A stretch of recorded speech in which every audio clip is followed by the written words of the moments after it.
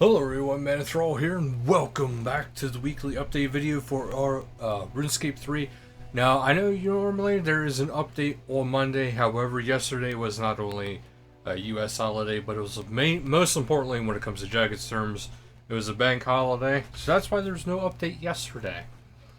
And this week's update is actually, yet again, another Ninja Strike. Now, Ninja Strikes are great, but I'm sure everybody here is starting to get a little hankering for some deeper content. But the ninjas have been doing fantastic work, so let's not sell that short. So there's a lot of tiny targets they've made, I guess, over the entirety of the game. So they made moves against boss instances, interfaces, and a lot more apparently. So starting today, you'll be able to right click or long press, join or rejoin last instance.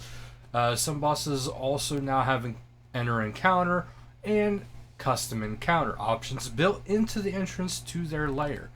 These options combined make it easier than ever to get into the fight. And while the ninjas were sticking to the shadows to escape boss eyes, they noticed that some players were able to enter next Angel of Death instances after the fight had ended, causing them to get trapped until they logged out. The issue has been fixed. Next up, the ninjas turned their attentions to interfaces. So 14 discontinued titles have been hidden from the title's interface, but if you are already somebody who has them before, they'll still show up for you.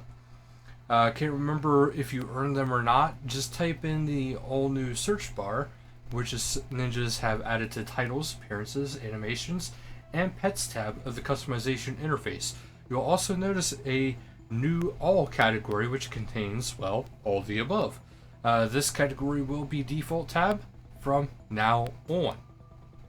In other interface news, you can now sort the quest list by alphabetical order. You can also sort it from Z to A, so reverse. Also, a bug that required players to click twice on the Grand Exchange interface after selecting an item from a search has been resolved. Last but not least, those who have completed the Hard Desert achievements will now be able to continuously auto pickpocket the Desert Phoenix, which I really wish that was already something there. But it does say, has anybody spoken to the Doomsayer recently? He started harping on about the Araxor boss fight. So if you're yet to face this oversized arachnid, you might want to heed his warning. There is more ninja stuff, but that is also in the patch notes. These were just the main highlights. And it says more ninjas, question mark? So it says, you know what? I think there's far too many shuriken scattered about to account for the regular ninja troop. It's almost as though they've been swelled in number.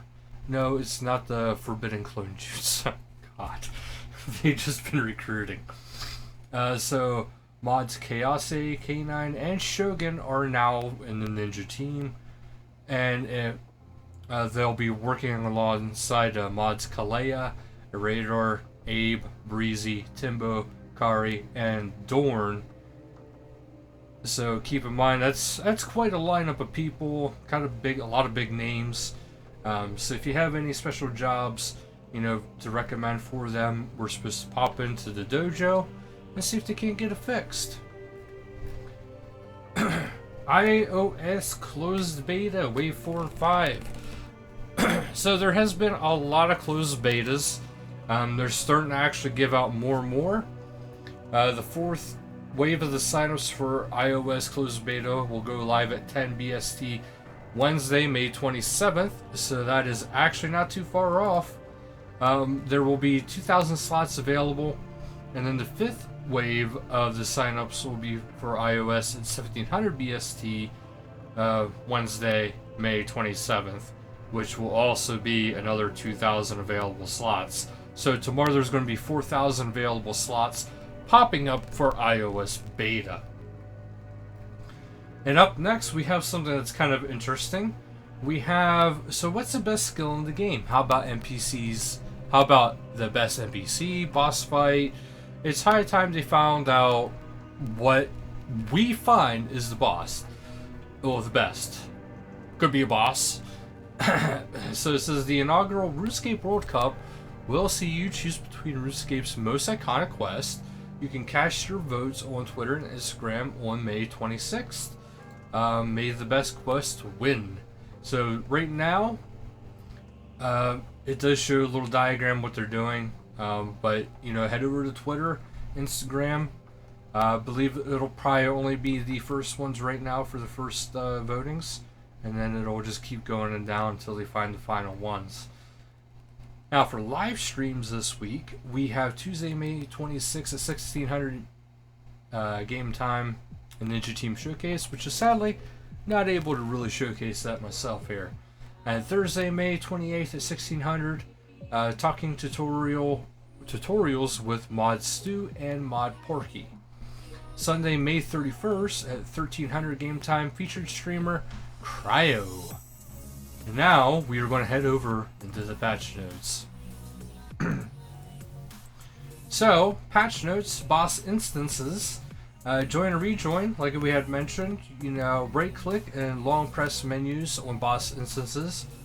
Custom encounter and enter encounter options have been added to various bosses, and result in issue where players can rejoin Next Angel of Death even after it's been done and get stuck. Interfaces, search bars have been added to the animation, titles, appearances, pets, and tabs. There is an all category for those. This category is now default. These are things just to remind you guys.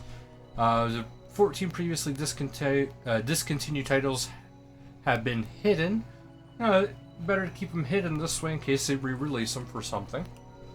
The quest list can now be sorted from both A to Z and Z to A. And resolve the bug that required players to click twice on the Grand Exchange interface after selecting an item from search. General, the Desert Phoenix can now continuously auto-pickpocketed as a reward for completing the Dahar Desert achievement.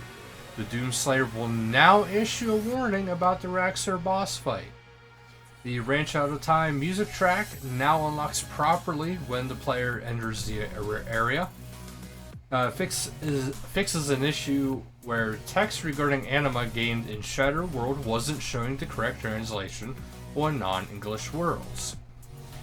Archaeology changes. Material caches with quest requirements have had those requirements clarified in the Archaeology skill guide. Remove the check findings option from the Archaeology research table as the manage research notes option rendered it redundant. The Fortune perk will now prioritize sending archaeology materials to the material storage over the bank. A wandering NPC took a wrong turn at Lumbridge Market and found himself at Stormguard Citadel. He has been dealt with.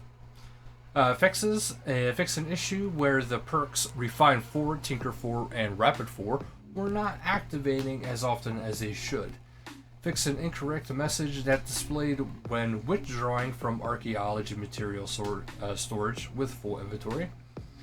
Fix an issue where an NPC was repeating the wrong dialogue after completing this Vault of Shadows mystery. Fix an issue that caused the Spear of Annihilation to be held incorrectly if it was fully degraded whilst equipped. Mobile changes. You can now toggle proximity entity highlighting on mobile on and off via the gameplay settings menu. Updated the wording of multiple settings and added checkboxes to improve user flow.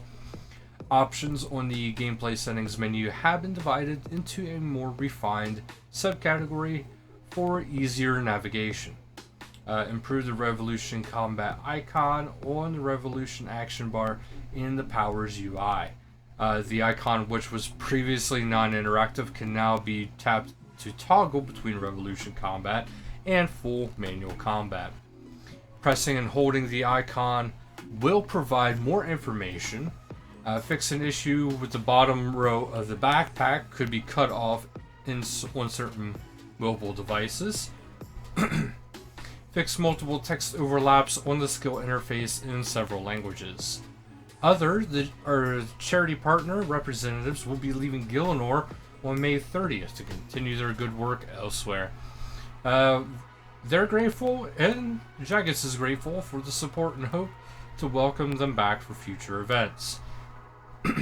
The spooky blindfold head override will now appear correctly on the chat head. Starting Fairy Tale 2, Cure of a Queen, will now set the quest to in progress as expected. The drops window will no longer open when using the loot area keybind.